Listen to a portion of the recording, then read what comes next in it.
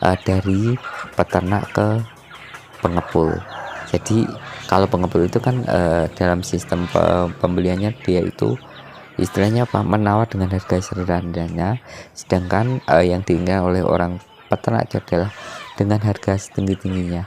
Jadi kalau kita langsung bisa ke konsumen, secara otomatis kan kita bisa membuat harga ayam kita dengan harga pengepul, teman-teman. Jadi kita bisa merasakan suatu keuntungan itu sendiri. Halo sobat, assalamualaikum warahmatullahi wabarakatuh. Ketemu lagi dengan saya Sutrisno, yang pasti di channel Catris. Tapi kali ini saya mau membahas tentang keuntungan ternak ayam skala rumahan, teman-teman.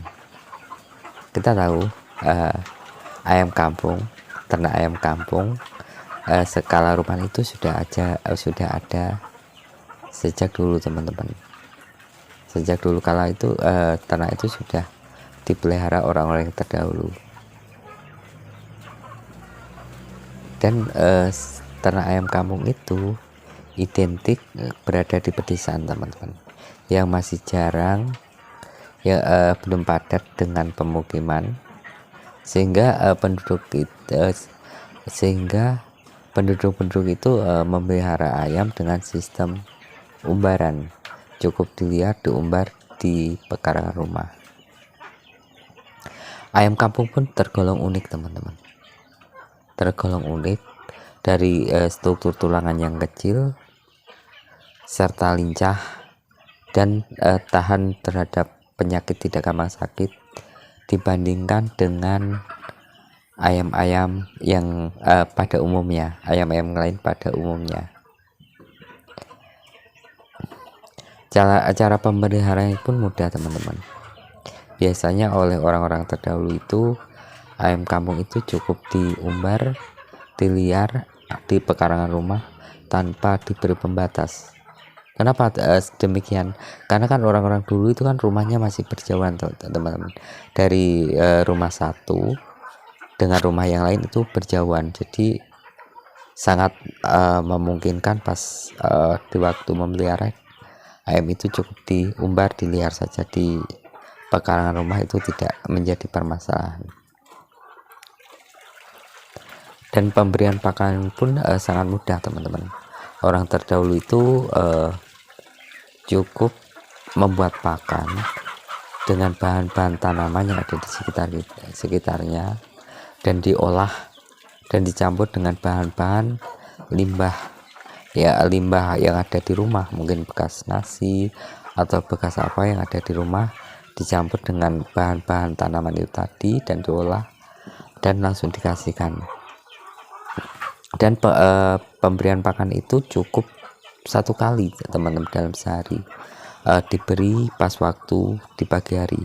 Sedangkan di waktu yang lainnya, mungkin pas siang atau sore hari, ayam itu biasanya cari pakan sendiri, teman-teman. Jadi unik cara ternak orang-orang terdahulu itu.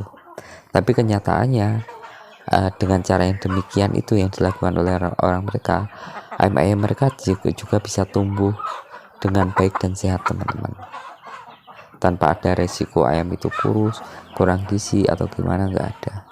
Mungkin ya kalau pas musim haratan itu ya nggak tahu lah, itu kalau masalah itu kan tergantung keuntungan dari suatu orang yang memelihara.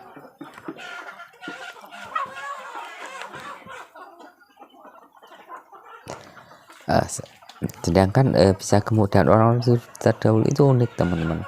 Unik dengan pakan-pakan itu ayam bisa gemuk. Kenapa cuma dengan pakan itu? Karena orang-orang terdahulu kan belum mengenal pur, dan pur pada masa dulu kan belum ada. Jadi dia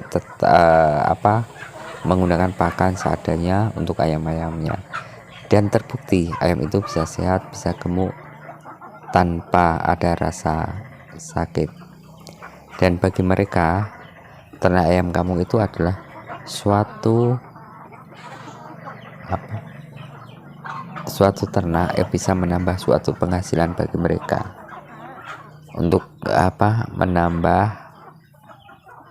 hitung-hitung sebagai tabungan mereka sewaktu-waktu pas mereka kepepet dengan kebutuhannya.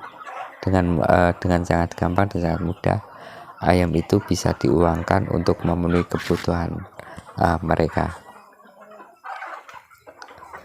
Dari situlah kita dapat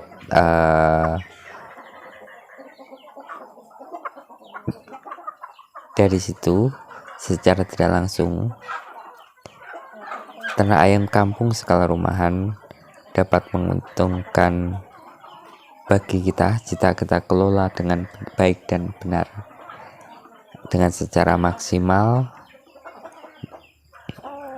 Keuntungan yang pertama, bibit, karena kan setiap rumah kan rata-rata orang desa itu mempunyai ayam kampung teman-teman, jadi memungkinkan kita untuk mempermudah kita mencari bibit teman-teman, mencari bibit yang mau kita ternak.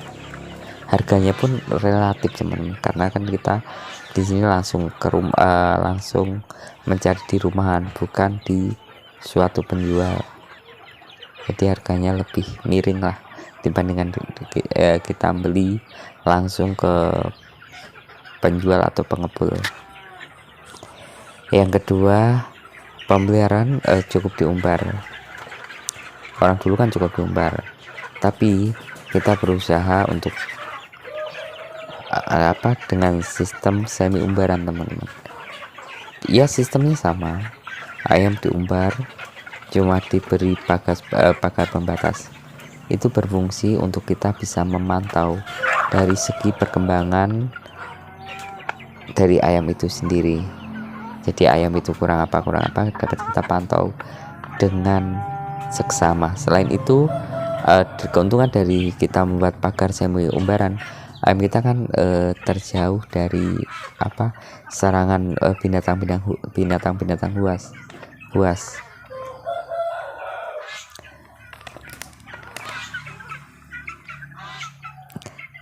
Dari segi pakan teman-teman, karena dari segi pakan orang terdahulu kan cukup dengan manfaatkan. Jadi di sini kita berusaha untuk memadukan teman-teman dengan bahan-bahan yang ada itu tadi, dan kita berusaha mencari atau membeli bahan-bahan yang mengandung nutrisi dan gizi, itu berfungsi untuk mempercepat dari pertumbuhan ayam itu sendiri. Jadi kalau orang dulu kan memelihara ayamnya itu dengan sistem umbaran, cukup diumbar, diliar dengan pakan seadanya, jadi secara otomatis kan pertumbuhan ayam itu melambat. Jadi di sini kita berusaha untuk dengan tampil beda, dengan cara yang agak beda, yang dengan sistem kita mencari bahan pakan campuran dengan nutrisi. Di sini saya untuk pencampuran pakan saya menggunakan roti tarian dari pabrik teman Portugis, karena di sini saya sudah berlangganan. Sistem pemeliharaan pun alami teman-teman. Orang dulu kan alami, jika dia itu berternak cukup pas waktu indukannya itu bertelur, dia cukup telurnya itu digerami oleh indukannya. Kita tahu bahwa ayam kampung itu kan identik dengan telurnya yang sedikit, belum lagi dia harus menggerami telurnya, sehingga kan ayam itu menyita waktu teman pas waktu menggerami.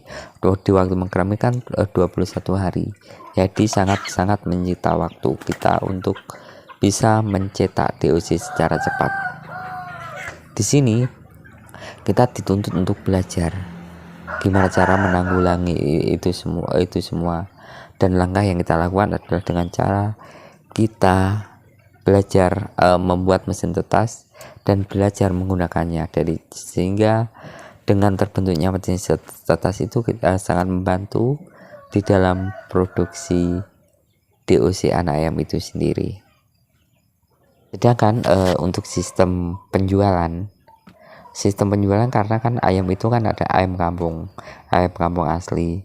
Secara otomatis kan kalau zaman dulu kan kita menjualnya itu kan pengepul.